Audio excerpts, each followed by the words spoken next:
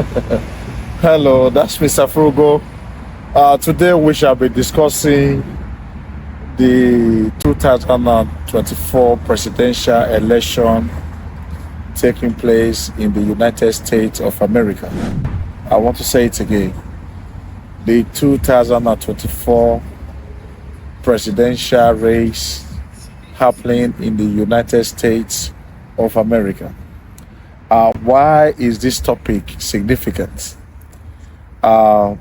This topic is significant. Basically, we're talking about the powerful leader of the global world, the most powerful, the office of the most powerful president on earth, which is the office of the president of the United States.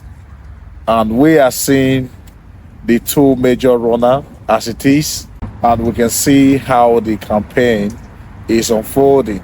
Actually, personally, I do not really respond to political issues, but to the fact that whatever happened in this country, affects all of us all, which is why I will basically be saying my own opinion, and I wish you also been able to come up with your opinion on what you see, as we will be gradually describing it today.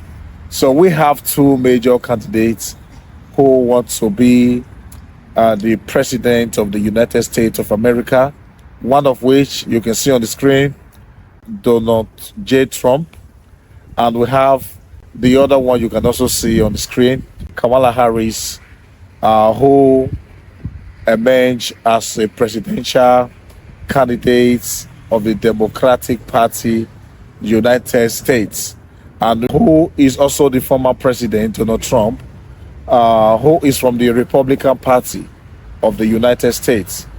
Honestly, these two candidates, as you can see, they are very vibrant and they are so intelligent and down to earth.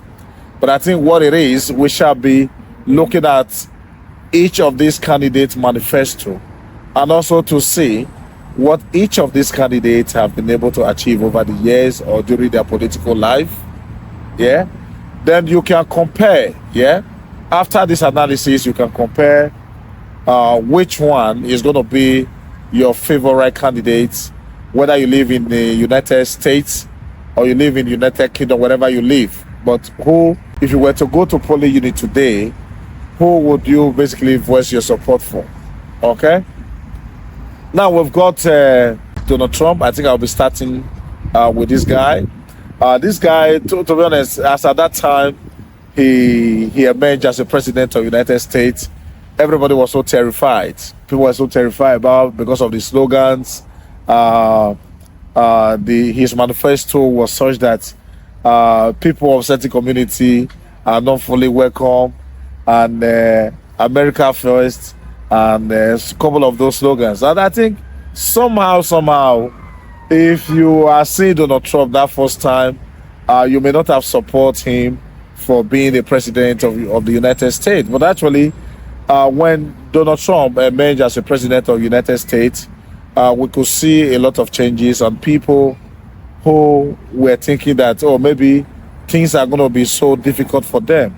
Actually, things were even much more easier for them, and by his policy, and we could see that America actually were getting his feet back on the ground.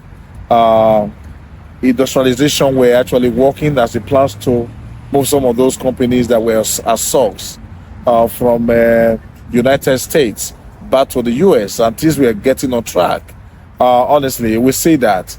And then we've also seen a major concern as incidents were unfolding during Donald J. Trump, where a certain community were discriminated against, and why nothing was done to actually address that, or little was done to address that.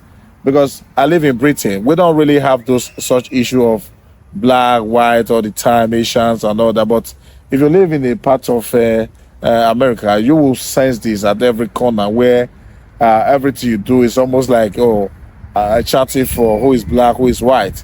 But we see the incident that unfolded, and how police were maltreating most of those black population community right there in the United States, and nothing or just little was actually done to address this issue. And a lot of us supposedly were looking at possible way for the president to openly, condemn some of those incidents as it was unfolding as at that time.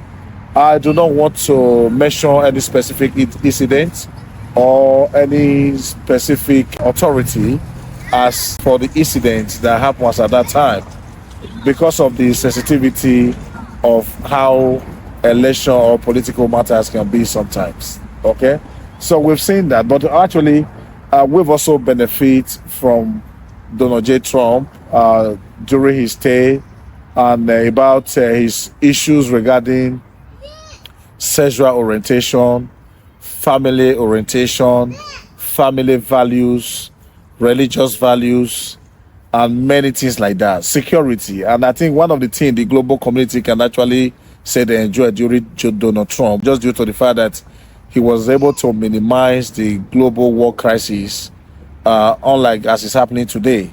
Okay?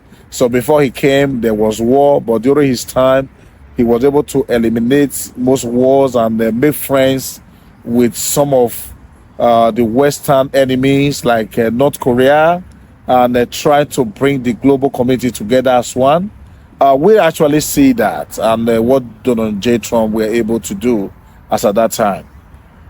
We have coming to Kamala Harris. Personally, honestly, I can't really say I've got any major incidents or any major thing that Kamala Harris have done in the past, which I would have said as a result that drive me to perceive, what she tends to do. But I believe to those of you who live in the United States, you possibly know her history and what she has done to bring her to where she is today, and what you believe that she can do. Actually, the only, since she has become a vice president, the only area that I have seen her was when she traveled to Africa, basically Ghana precisely. Everybody was very hopeful that when Kamala Harris gets to Ghana, he's going to be able to educate Africa about community building, about improving education, about improving social care, about stabilities, about ending hungers in Africa, about putting certain policy in place that allow community to drive positively. But unfortunately, this is not what we heard from Kamala Harris, and it was very sad actually, because what we heard from her was promoting gender inequality. Gender inequality in Africa is not actually a major issue. To these people who are still looking for basic education, people who are looking for health care benefits, people who are seeking for economic benefits, people who are looking into how to build a prosperous economy. So the only thing Kamala Harris brought to Africa, unfortunately, was how to promote, gender inequality by sex, by, I don't want to mention certain name, but I think it was very sad for we to see Kamala Harris having to be in Ghana, and we are aware that even the Ghanaians, many of them were not even allowed, the security personnel, they were not allowed to take part, in even welcoming her coming to Ghana, and which was really a very, very big letdown as at that time. But I don't know, this lady, she may have been positive in many, many, many, many areas. But as far as Africa is concerned today, we totally lost hope as for what Kamala Harris will be able to go to Africa and do, other than promoting men-to-men marriage or women-to-women marriage or all sorts of things like that. And that is not actually the problem the Africa community they are facing right now. The Africa community, they need food, they need education, they need social support, they need economic opportunities. So a couple of things like this. So I'm sure you can understand from my own points the reason why sometimes it's not just voting for someone, but you need to look carefully. So we have seen Donald Trump, despite his slogans, but he's been able to do something to stabilize the global community. And also, we can also see some of his manifesto today. And I believe someone like Donald Trump has realized that during his first term, he has made a very huge mistake. And the mistake was the racial segregation he was continuing to manifest during his first term. But he can also see that American community is so diverse today and is so integrated that he cannot really separate a certain community from the other community. It is not possible. And we have also seen some of your manifesto about the value of families, and the religious belief, building families and child education and many other things like that. I think something like that will actually resonate the mind of many of us that tomorrow, if you have a plan that you want to visit Africa, you want to help Africa, you want to support Africa, we are fully sure what you are bringing that to Africa is not to be promoting homosexuality and many other things like that, as you see your fellow contestant does. And I'll also be addressing you in this area. Please, the police brutality as against certain community, and which I think you may have not liked, let me put it that way, during your first term, I think you have to abandon that, because I can see the enthusiasm of many black community for them to vote for you this second term. I want to appeal to you to try as much as possible to look into this community and see whatever support you might be able to render to them, and how many of them you will be able to bring into your political system or domain, and how many of them you'll be able to provide opportunities for, to be able to become a successful people in this same community. Because we can see the benefits of successful black people here in America and how much they have contributed to this economy.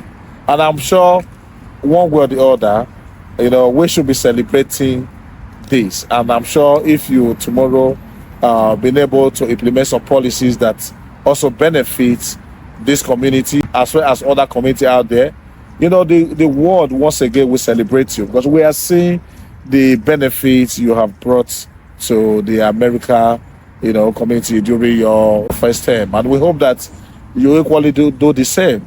And we don't know who is going to be the winner tomorrow, but I think we'll also be sending this message to Kamala Harris that maybe somehow you have to first of all understand what community needs and basically try to work through that part. And we hope maybe you too, you can be a better candidate and you can be a good leader. And we hope that when you get there, by the grace of God, you also try to implement some of those policies that not just benefiting one side of the community, but the entire community at large. Okay? So that's Mr. Frugo once again on this Africa Social Intellect. And I hope you enjoyed this piece of video. Please, if you enjoy this video and you want to leave a comment on this particular topic, please do not forget to just leave a comment. We'll be able to respond to you. And if you like my video, do not forget to share as well. And do not also remember, we are qualified for star. If you're watching me from Facebook right now, if you can leave a star for me, and that will help me to grow. And do not forget to share this page. Just copy the link and share to all the platforms that you belong to. And I'm sure definitely this video will be able to go to as many people as they can possibly are. You can see how educational I think this video may be. Next time, I hope to see you again and to discuss more other topics. Thank you very much, and bye for now. This is Africa Social Intellect, your premier destination for thought-provoking discussions and insightful perspectives on the vibrant and diverse African community and beyond. Our dedication extends beyond conversations. In recognizing the importance of security, we provide essential information to help safeguard vulnerable nations. From navigating local challenges to assisting these vulnerable nations against imperialistic threats, we stand as a beacon of awareness and resilience. If you're on YouTube, don't forget to subscribe, comment, and share our news. If you're watching on Facebook or another platform, follow us and share this reliable news source. We hope you enjoy the news, and thank you for watching, and see you next time.